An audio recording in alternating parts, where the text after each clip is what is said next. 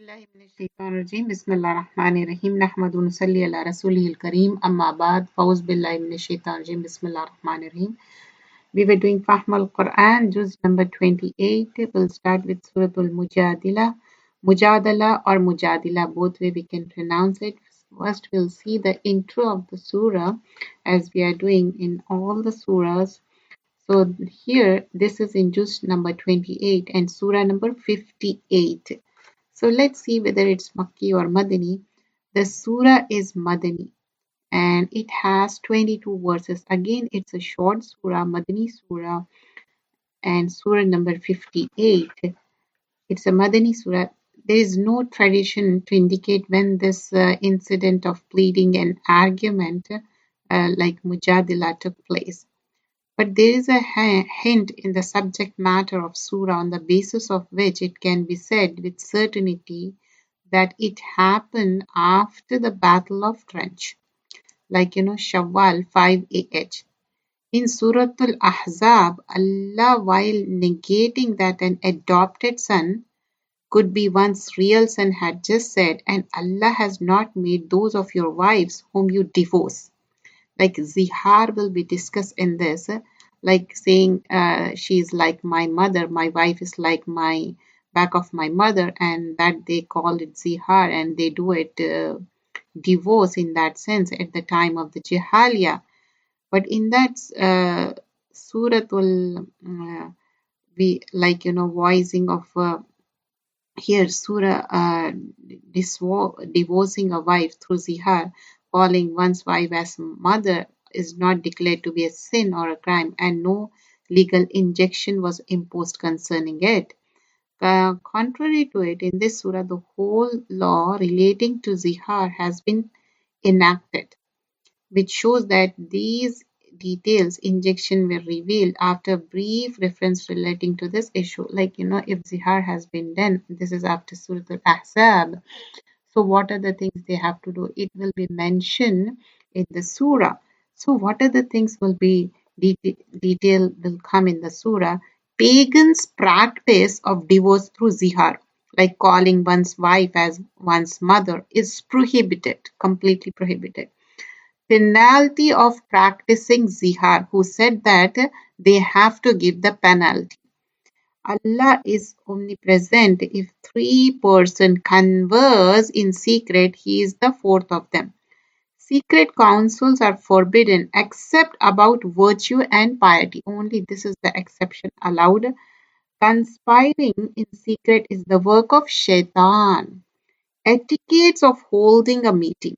Order to spend in charity before consulting the Rasul in private. This was the hukum that was only Ali radiallahu anhu practiced and later it was abrogated. Those who befriend those who are under the wrath of Allah will be surely punished. True believers do not befriend those who oppose Allah and His Rasul. So in this surah, instruction has been given to the Muslims about different problems that confronted them at that time. From the beginning of the surah to verse 6, legal injunctions about zihar are given. The Muslims are strictly warned that they should not persist in practicing of ignorance after they have accepted Islam. 7 to 10, then the hypocrites are taken task for the secret consultation that has been discussed. And later we see from ayah number 11 to 13, Muslims are taught manners of social behavior. From verse number 14 to end, Surah members of the Muslim society, which was a mixture of sincere Muslims, hypocrites, and waivers, and has been told criteria of sincerity in Islam through citing the example of the kinds of Muslim they follows. So we will see in detail. Let's begin. So here Surah starts Bismillahir Rahmanir Rahim. قد سمع الله قول التي تجادلك في زوجها وتشتكي إلى الله والله يسمع تحاوركما إن الله سميع بصير. Certainly, Allah has heard the speech of the one who argues with you, O Muhammad sallallahu alaihi wasallam, concerning her husband and directs her complaint to Allah. and Allah hears your dialogue. Indeed, Allah is hearing and seeing. So before Islam, there was a tradition known as zihar, which was that a man would say to his wife, "You are to me like the back of my mother." Do you understand? Like, somebody they want to get rid of a woman, and just they are saying these words at the time of the Jahiliyyah before Islam, you are like to me the back of my mother, meaning forever I shall never be intimate with you, or you are unlawful for me, just like mothers is unlawful on me. So here, Aus bin Samit radiallahu anhu, he said these words to his wife Khawla radiallahu anha, and she came to Prophet sallallahu alaihi wasallam seeking a solution. And Prophet sallallahu alaihi wasallam, in accordance to the tradition, he said that talaq is in effect because he has declared zihar. So if he has declared zihar, you are no longer his wife. It's finished. But this lady was extremely worried, grieved. If this means divorce, then what about me? What about my children? What about my family? There should be a way out of this. That's what she was thinking. She was talking to Prophet Sallallahu Alaihi Wasallam, seeking a solution. However, Allah says, Tashtaki ilallah. She was complaining in her heart to Allah subhanahu wa ta'ala. This is so big that a person seeks solution to his problems from the people. He's discussing with them, asking them for an answer, but seeking a solution from whom? From Allah subhanahu wa ta'ala. Because Allah alone is the controller of all affairs. He is the owner of his treasures. He is the removal of all the difficulties. And He alone can make the best way out for us when we are in difficulty. So really people do not have solution to our problems. They don't. So Prophet Sallallahu Alaihi Wasallam, did he have answer for this lady, for this woman? He didn't. He couldn't help her because there was no law concerning this issue. Now what happened? Allah subhanahu wa ta'ala made a way out for this woman. Tashtaki ilallah. She was complaining of her worries, her fears. Her heart was hurt due to these things. So Allah subhanahu wa ta'ala helped her out. Wallahu yasmahu tuhawurukuma, meaning whatever the conversation was taking place between Prophet sallallahu alaihi wasallam and Qala, Allah was hearing the conversation. Inna Allah Samiyun Basir, Allah mentions two names over here to assure us that when we call upon Him, then He hears us. When we are in difficulty, He sees us. He knows our situation. Our state of affairs is before Him. So the one who hears us and the one who sees us, the one who knows our condition, hears our pleas. Then what should we should do? We should ask Allah subhanahu wa ta'ala. And here it says he's the owner of Rabbus Samawati wal Ard. Aisha radiallahu anha narrated, she said, "Praise be to Allah whose hearing encompasses all voices." The woman who disputed concerning her husband, the Mujadilah, she came to Prophet Sallallahu Alaihi Wasallam. When I was sitting in a corner of the house, you know how the houses, it was very small though. And the house of Prophet Sallallahu Alaihi Wasallam was not that big. And she complained about her husband. But Aisha radiallahu anha mentioned here she didn't hear a single thing. She didn't hear it. And Allah revealed this ayah that Allah has heard her. So Allah is Sami. You understand how Sami is Allah subhanahu wa ta'ala? Allah listened to you. Allah listened to you. This shows us firstly that a discussion like this should happen in a softer voice.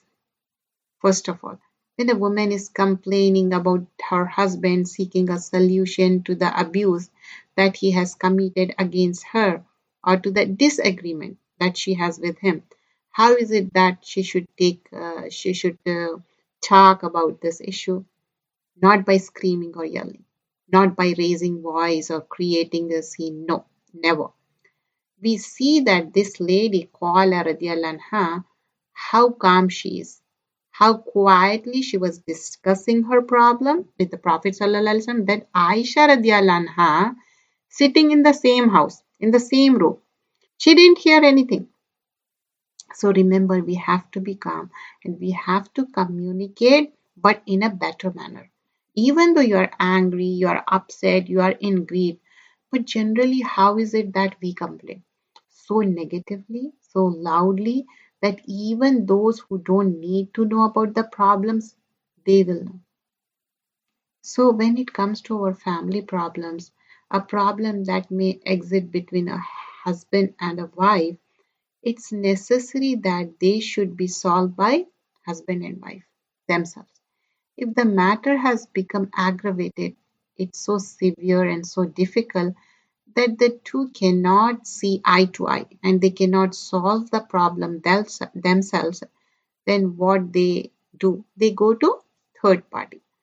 So who should it be? Every friend, neighbor, or anyone in the family? No, what it should be. One person, the person who can actually help. Not that every person you go to and talk to the problem and you end up with more problem. You understand? So those who can actually help, who will actually advise you and then do so in a way that is quiet, meaning don't publicize your issue. Have you heard? Don't wash your dirty laundry in front of others. That's what it is. Many times, what happens, a problem is little and it's blown out of proportion, literally blown out of proportion. Why? Just to seek attention and to look like victim and to appear to be innocent so that people take pity. Immediately, everybody turns against the other party. Then we can have what we desire. And also remember, the most people, what we learn from this incident is that most people who do listen to or complain also, what they can do? Nothing. Nothing they can do. And not every person think that way. Sometimes they are victimized. Sometimes they are publicized. Sometimes we share to a person who is in a ignorant or innocent manner, they publicize things. So never ever share a thing on a person to whom you can't trust. Sometimes it happen like very close to you, you share with them and they publicize to each and every person. So you should know by this time to whom to trust and whom you shouldn't trust. Whether you are a young girl or below the teen or above the teen, doesn't matter. This is the rule for everyone. Whether you have any problem in the school or anywhere, first of all, try to look for the solution. Ask Allah subhanahu wa ta'ala and only a reliable person you could share. Okay? So the fact is that people cannot really provide solution to us. We can go and discuss with them, but real shikwa should be to who? To Allah subhanahu wa ta'ala. Look at the ayah. Tashtaki ilallah, to so complain to Allah before you complain to people. So remember, when we complain to people, the more the problem spread, the worse the situation becomes. And you see over here, Allah has preserved this Quran lesson for all women because there are many times when women find herself as Mujadilah, right? Fighting, arguing, disputing concerning her rights with who? With her husband or with the children, with the family. She says something with the husband, wants something else. So in this situation, what can you do? Tashtaki ilallah, complain to Allah subhanahu wa ta'ala. But remember, you can complain, but not in a negative manner and not displeasing Allah subhanahu wa ta'ala. You have to remember that. You know, many times women struggle concerning halal income, that husband doesn't agree what she meant to do. Go tell the whole world? No. Sometimes husband, they don't pray regularly. Sometimes husband, they involved in the mortgage. Sometimes, like, many wrong things, husband get involved. Maybe vice versa also. I can't just tag just particular spouse, only husband. It can be vice versa, wife also. Sometimes wives, they incline towards mortgage, they inclines towards haram. They say, oh, nothing happens. Everybody is taking, let's take it, let's do it. Nothing will happen. So it's not about that. What is right, we have to do that. So here, what we learn from this, we have to tell Allah subhanahu wa ta'ala and the person to whom we can trust, and they can take out the solution. And Rasulullah sallallahu alaihi wasallam, before she left, Wahi came and we got the solution, and solution was shared with us, and it's in the next ayah. Let's see. Allazina yuzahiruna minkum minan nisa'ihim ma hunna ummahatihim. Those who pronounce zihar among you to separate from their wives, they are not consequently their mothers. Allah is clearly saying, no, they are not your mother. Okay, their mothers are none but those who give birth to them. Who are their mothers? Who give birth to them. And indeed, they are saying an objectional statement and a falsehood, but indeed, Allah is forgiving and merciful. Meaning, if they repent, then Allah too will forgive them. Ayah number 3, and those who pronounce zihar from their wives and they wish to go back on what they said, there must be, first thing, freeing a slave before they touch one another. What do you mean by touch one another? Having husband-wife relationship. So kafara, a penalty for who? The one who said that. Who said it? Husband. So what he said, that's what you are admonished thereby, meaning you are not just being advised, you have to pay the penalty also. And Allah is acquainted with what you do. And he who does not find a slave, like today, you don't find a slave to set free, then fast for 2 months consecutively. What do you mean by consecutively? Without a break of a single day. Can you imagine? Ramadan is about, for like when you fast for Ramadan, 29, 30 days. And in that also we get the pause because of being a woman, you get that penalty. And then later on you redo that. But doing consequently 2 months, okay, before they touch one another. And he who is unable, then the third thing, feeding 60 poor person. Meaning a person tries several times to fast for 2 months in a row and he's not able to. It's hard though. It's not like you can, but it's hard. Then what's the other option? First of all, you can't free a slave. It's hard to find. Second thing, 60 consecutive fasting. You find it hard. Third option is feeding a 60 people full meals. You understand? Feeding all 60 of them full meal. This is for you to believe completely in Allah and His Messenger. Those are the limits set by Allah, and for the disbelievers is a painful punishment.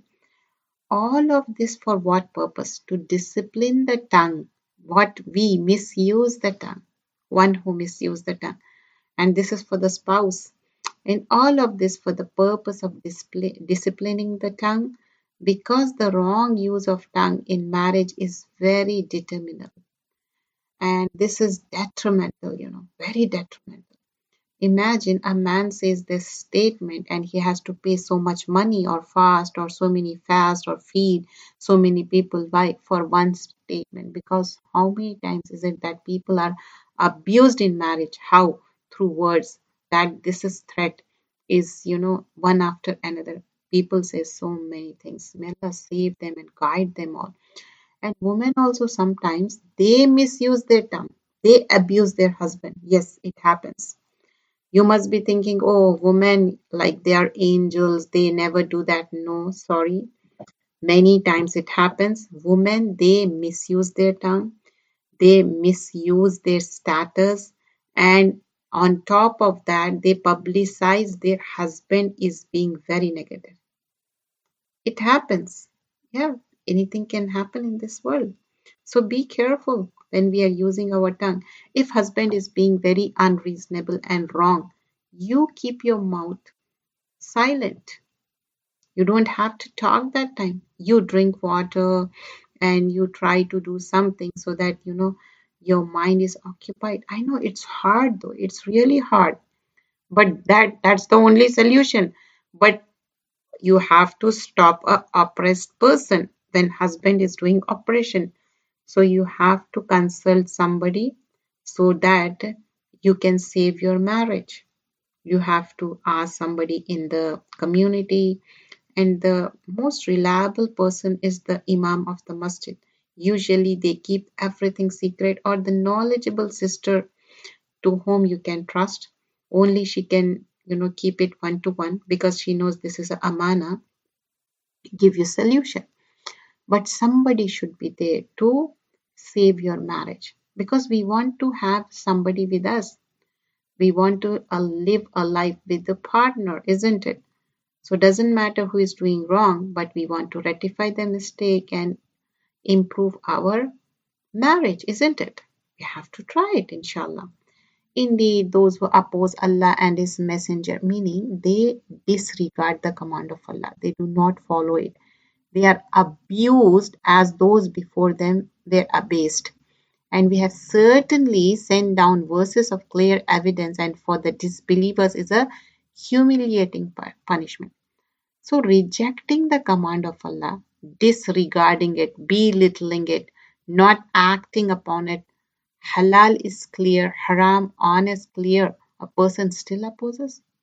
This is a cause of humiliation. Sometimes you know for sure what is halal and haram, still you look for a reason to do wrong. Allah knows your intention.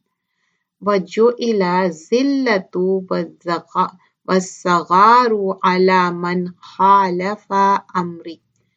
Prophet ﷺ said, the one who opposes my command, my matter, my instruction, then zilla, humiliation, abasement will be stuck to him. We have to be careful. Meaning that such a person will certainly be humiliated and debased in his life and in the hereafter. The one who opposed the way of Prophet ﷺ. Many times we complain, oh, people don't respect us, my family does not respect me, my children, and so on and so forth. And especially we talk more about in-laws, whether they are good or bad, and we tag a certain kind of tag on them.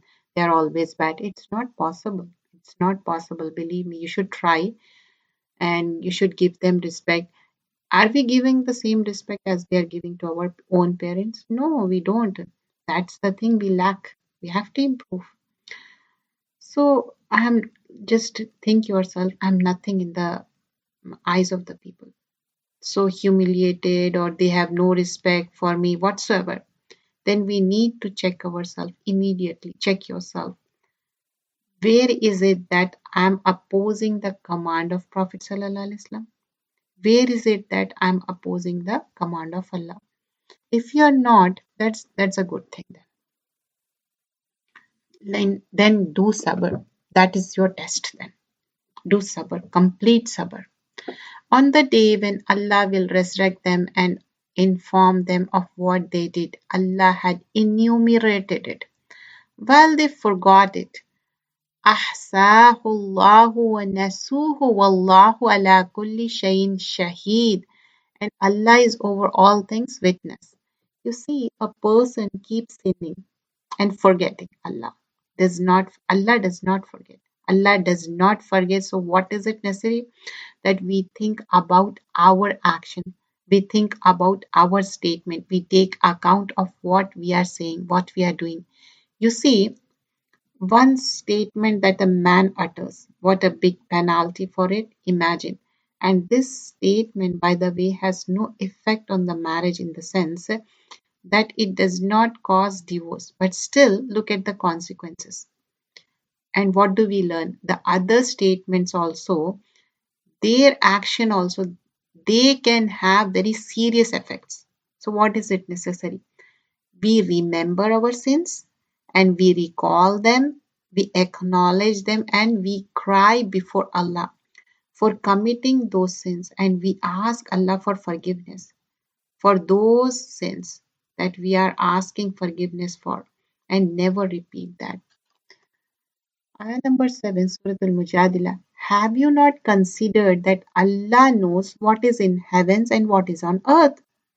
There is no private conversation of three, but that he is the fourth of them. Who? Allah subhanahu wa ta'ala. Like, there is no more private conversation being held between how many people? Three people, except that Allah is the fourth of them. Meaning, a private conversation is never private. Yes, believe me, Allah is always witnessing. Allah knows what's going on, what is being privately whispered, whispered and secretly communicated. We whisper so much and secretly communicate, and sometimes, in front of people we do most of the time.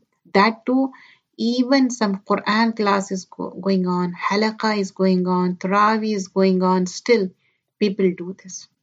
What is the command?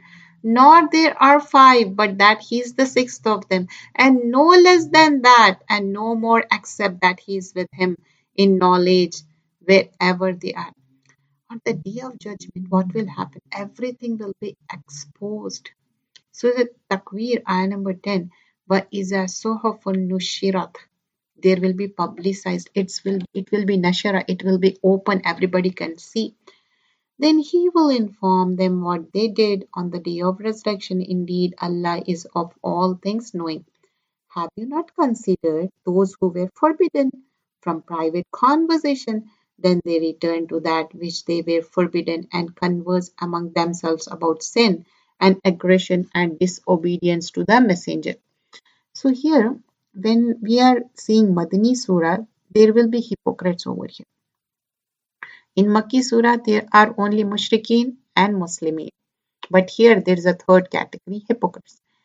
These are the hypocrites because they would talk to each other quietly, secretly.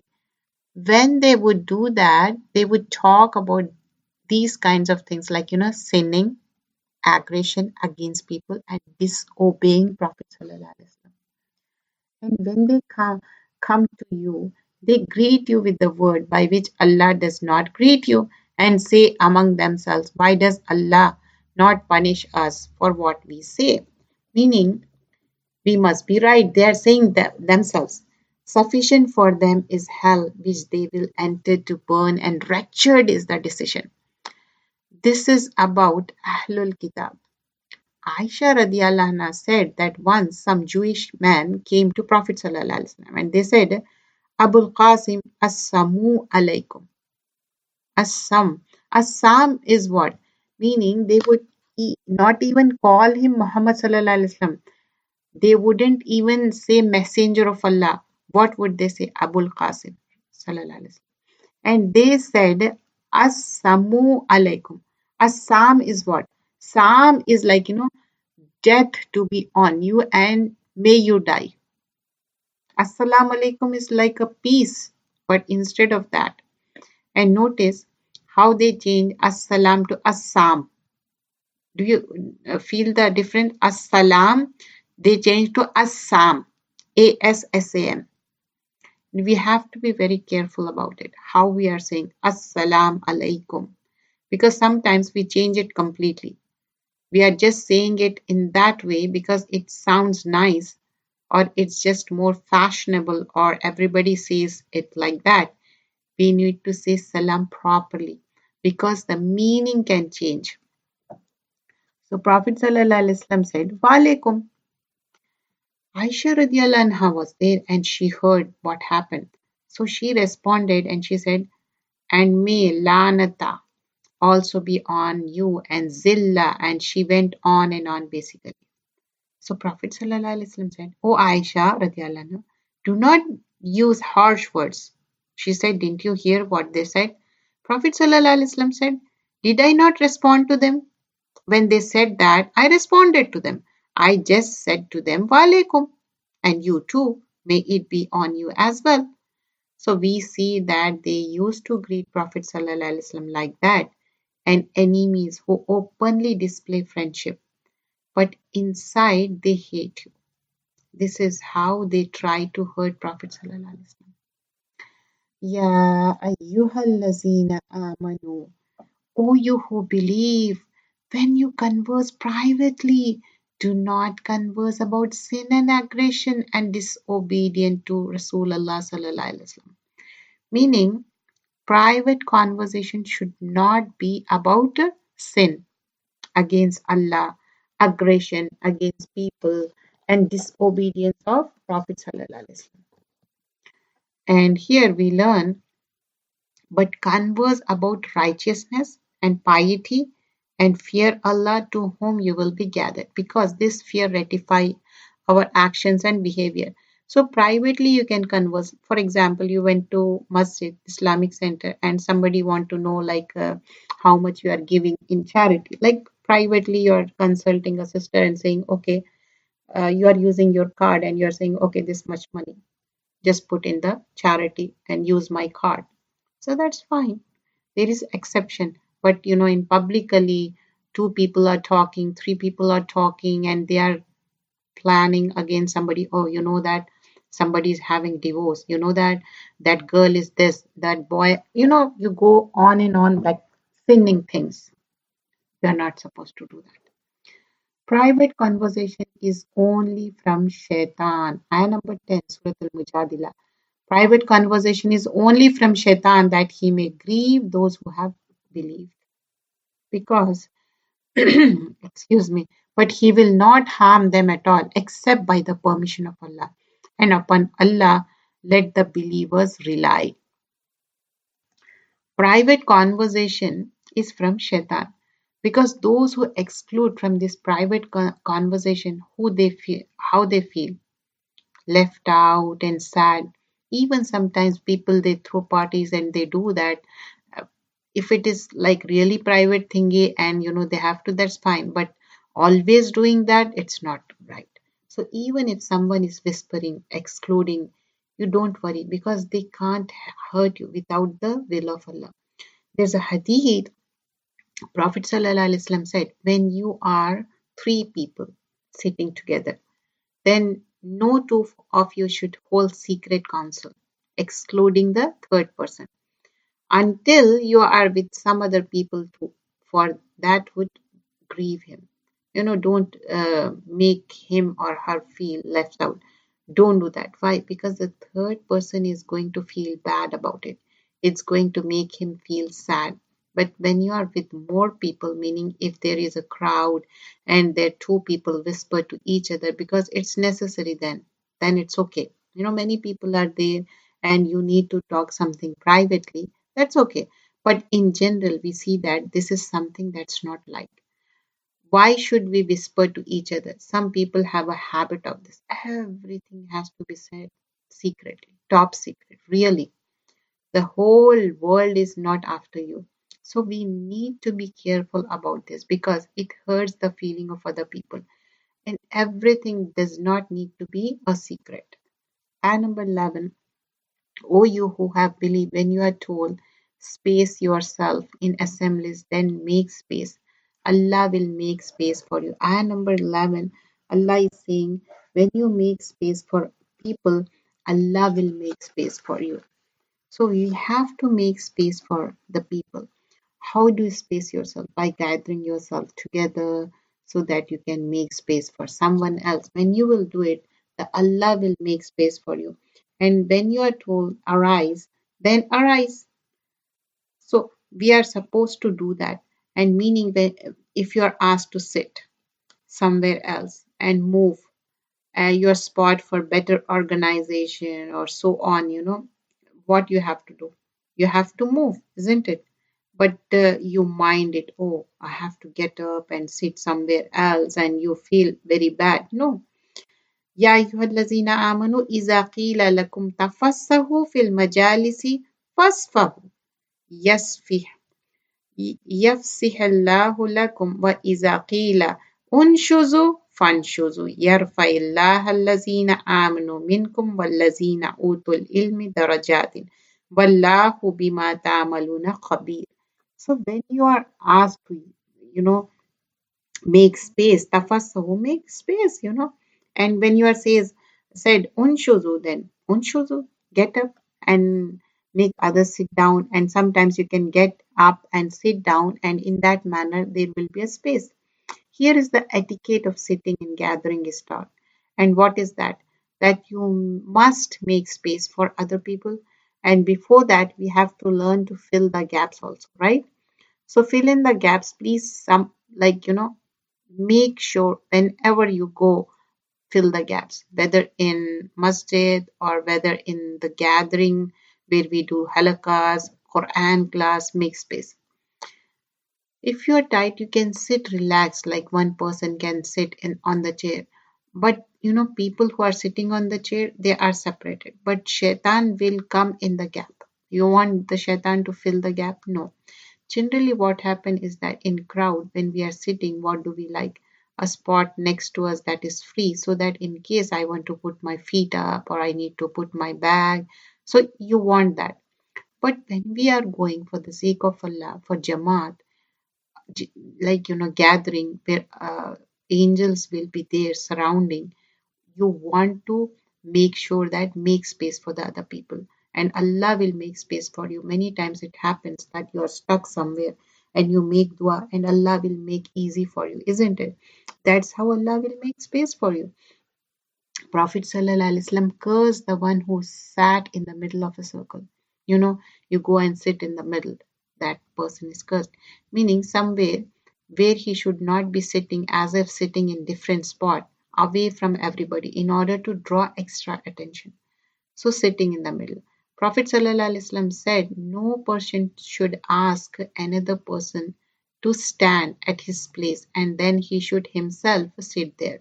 You are asking somebody, okay, this is my spot. I want to sit there. No, you can't do that. You came late. You wherever you get the seat, just sit there. You can't do that.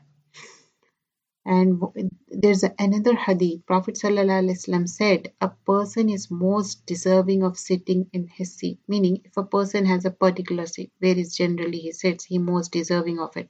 Especially, I'm talking about the people who sit on the chair. And you don't have any excuse to sit on the chair and you're simply sitting because you're saying, oh, my children are very young, they're small. So I have to cuddle them, I have to hold them. So no, you know like particular sister, she has problem and she gonna sit there on the chair. Or if any person, especially I'm talking about the people who are used to that, and we know that we can avoid that for sure. That will be their place, and sometimes they went for wudu and by the time they come back and we occupy, we are not supposed to do that. And these are the etiquettes, and sometimes we literally push children. No, you can't sit here, you can't do this. Some children are very obedient and they listen to you. It's okay if they sit there. Prophet ﷺ said, when one of you goes to gathering and space is made for him, then he should sit there, for it is something that Allah has honored him, and his Muslim brother has honored him with it. If space is not made for him, then he should look where there is space and he should go and sit there. So it happens many times, like you go there and somebody will keep a space for you. That's okay, you can go and sit there, but don't barge in or rush in, not that way. Okay, Allah will raise those who have believed among you and those who were given knowledge by degrees, and Allah is acquainted what you do. Means be considerate, and if you really want an honor, it is not in the people getting up for you and leaving their spot for you and opening door for you. True honor is with the iman and ilm, then amal on the ilm. The greater the iman of a person, the greater his ilm nafi, the stronger his action, the more Allah subhanahu wa ta'ala will raise him. Ya ayyuhallazina amun, O you who have believed, when you wish to private consult, the messenger present before you consultation, a charity. This is a hukum for that particular time. That is better for you and purer. But if you find not the means, then indeed Allah is forgiving and merciful. You see, Prophet Sallallahu Alaihi Wasallam, how lovely it would be to talk to him. This lady came and asked Prophet ﷺ about her matter. So imagine, now everybody want private conversation. Is it possible? he has more responsibility. So this was the hukum for the people so that they will be in a manner like they don't barge in every time. They will come. So Ali radiallahu anhu was the first one who acted upon this ayah. And he was very proud about this because he had a particular issue he had to discuss with Prophet Sallallahu Alaihi Wasallam. So he gave sadaqah, then he discussed with Prophet Sallallahu Alaihi Wasallam. However, the majority of the Sahaba, they were hesitant, they got scared, they thought maybe they weren't allowed to do this anymore. So you understand, to organize them, and later on this was abrogated. Have you feared to present before your consultation charities? Meaning, what happened? Why you're so scared? This is just a sadaqah. You should be giving sadaqah anyway. So generally what happens, as long as something is free, we show willingness. But as soon as we have to pay something, we change our minds. So Allah is saying that. Then when you do not, and Allah has forgiven you, then at least establish, pray and give zakah and obey Allah and His Messenger. And this ayah is abrogated, the previous one, and Allah is acquainted what you do. So Allah is saying, so just for the sadaqah, you are not going to consult, just to make organize them. Allah, uh, you know, reveal that ayah. Have you not considered those who make allies of a people with whom Allah has become angry? This hypocrites befriending the Yahud because minded people come together. Have you ever seen in the community or even in the family, like-minded people, they want together. They are neither of you nor of them. How dangerous this is. And they swear to untruth while they know they are lying. Allah has prepared for them a severe punishment. Indeed, it was evil that they were doing. They took their false oath as a cover, so they averted people from the way of Allah, and for them is a humiliating punishment. Never will their wealth or children avail them against Allah at all. These are the companions of the fire. They will abide therein eternally. On the day Allah will resurrect them all. They will swear to Allah as they swear to you, and think that they are standing on something. Unquestionably, it is they who are the liars. You see, liars think their lies will work everywhere. Lying is the biggest sign of hypocrisy. And a person who lies here will try to lie on the day of judgment also. Shaitan has overcome them and made them forget the remembrance of Allah. Those are the party of Shaitan. Unquestionably, a party of Shaitan, they will be the loser.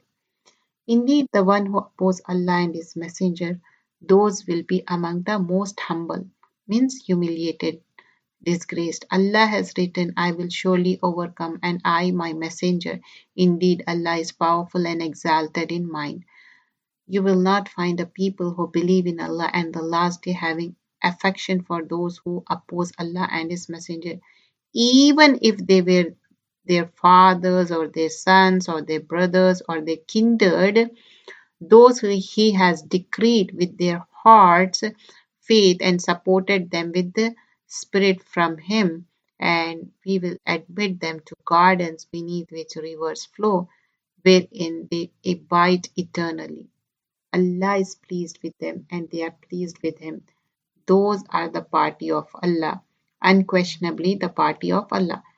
Allah inna hizballahi humul muflihun. They are successful. So here we end with Surah Al-Mujadilah. Let's begin.